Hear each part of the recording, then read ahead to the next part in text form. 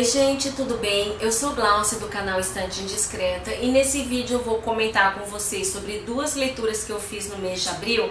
E quando eu digo comentar, é comentar mesmo. Uma delas faz parte do projeto ali proposto pela Aline Aimé do Read More Shakespeare, o link tá aqui embaixo. E a peça do mês foi o Hamlet. Considerada a principal obra aqui do dramaturgo, faz parte das tragédias shakespearianas e estima-se que tenha sido escrita entre 1599 e 1601. E quando eu digo comentar, é comentar mesmo, porque eu me sinto incapaz de fazer uma resenha dessa obra, especialmente após ter assistido aos vídeos tanto da Aline quanto da Eduarda. Tá o link das duas aqui embaixo, vale a pena assistir. Especialmente a Aline, que está lendo a obra do Shakespeare, toda a obra, mas não apenas lendo como eu estou fazendo, como forma ali de entretenimento, de leitura pura e simples, mas ela está fazendo leituras paralelas para conseguir entender melhor a obra do autor, né?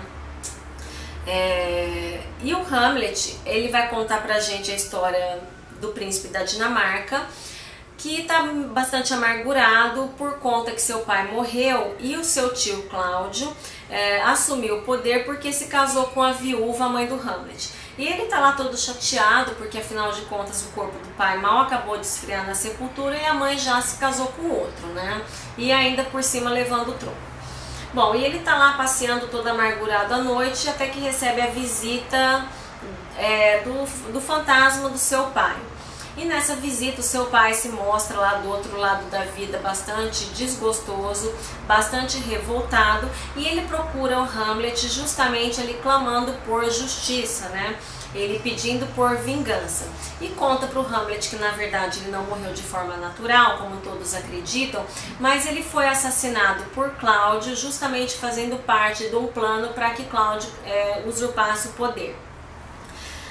E isso alimenta uma série de dúvidas na cabeça do Hamlet, né, do filho, porque ele não tem certeza se realmente aquele é o fantasma de seu pai, mas se de repente é algum, sei lá, espírito maléfico tentando ele para que ele cometa um assassinato e com isso perca sua alma para o fogo eterno, né, alguma coisa assim.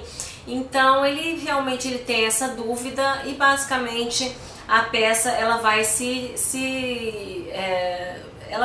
desenvolver em torno dessa dúvida, né? Do que o Hamlet vai fazer a partir daí, a partir dessa informação que ele recebeu. Então é basicamente uma peça que fala pra gente sobre traição e dúvida, né? As peças do Shakespeare, elas têm muito disso. Então, como eu falei, eu deixo linkado aqui embaixo, insisto para que vocês assistam aos vídeos das duas, porque lá elas vão fazer uma análise que eu realmente não me sinto capaz, tá? Eu realmente estou fazendo essa leitura, mas é uma leitura um pouco trabalhosa.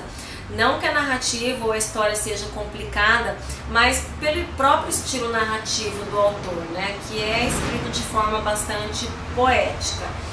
E eu acho que, repito, que como entretenimento puro, eu acho que pra mim não funciona. Mas insisto em ler pelo menos os 12 títulos que eu tenho aqui, por conta das inúmeras referências que a gente encontra em quase tudo. Hamlet é muito, muito, muito citado. Então eu ter conhecimento pelo menos do que falam aquelas peças, do que as pessoas estão falando quando elas fazem essas comparações, eu acho que tem um diferencial para mim. Esse mês, só nesse mês de abril, 3 livros que eu li trazem muitas referências às obras de Shakespeare. Eu acho que todo mês eu tô lendo um livro que trazem essas referências, então eu quero ler mais por conta disso, tá? Mas eu acho que, como eu falei, não dá para levar a sério os vídeos que eu tô fazendo sobre isso. Esse vídeo é mais para dar conta para vocês que eu tô continuando ali com o projeto e tá sendo legal a leitura, tá? Bom, a segunda leitura que eu quero comentar é esses 7 narrativas góticas da Karen Blixen. Essa aqui foi a leitura para o fórum no projeto proposto pela Lua das Mulheres Modernistas. Esse livro aqui ele foi publicado pela Kozak Naif, daquela coleção, e foi publicado pela primeira vez em 1934 e traz 7 contos aqui da autora dinamarquesa que tem como tema, como elemento comum, algum aspecto gótico, né? E esse livro, ele foi, dos que eu li esse mês, a de leitura mais difícil e mais arrastada, tá? Eu achei uma leitura extremamente chata. Esse livro se revelou uma grande decepção para mim, principalmente após eu ter lido ano passado A Fazenda Africana. Eu vou deixar o link aqui embaixo. Foi um livro que eu realmente achei maravilhoso. E também tinha lido logo quando foi lançado por essa coleção, a coletânea de contos dela, Anedotas do Destino. Eu não amei aqueles contos, mas eu gostei muito, tá? É nessa coletânea que tem A Festa de Babette, que virou aquele filme famoso. Então, depois de ter como referência essas duas obras da autora, isso aqui se revelou uma leitura extremamente chata pra mim. Bom, os contos, eles têm aquele...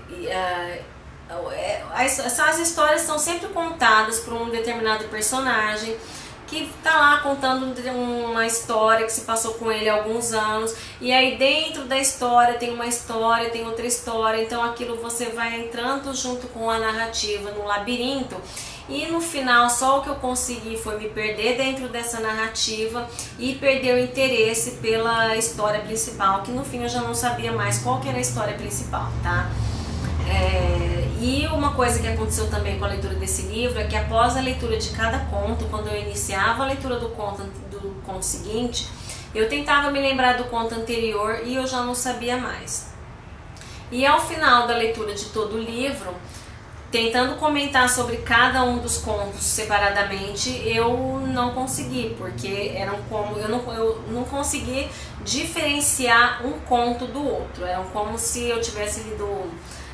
feito uma salada na minha cabeça, aquelas histórias todas se misturaram, então logo após o final da leitura eu não consegui diferenciar um conto do outro, tá?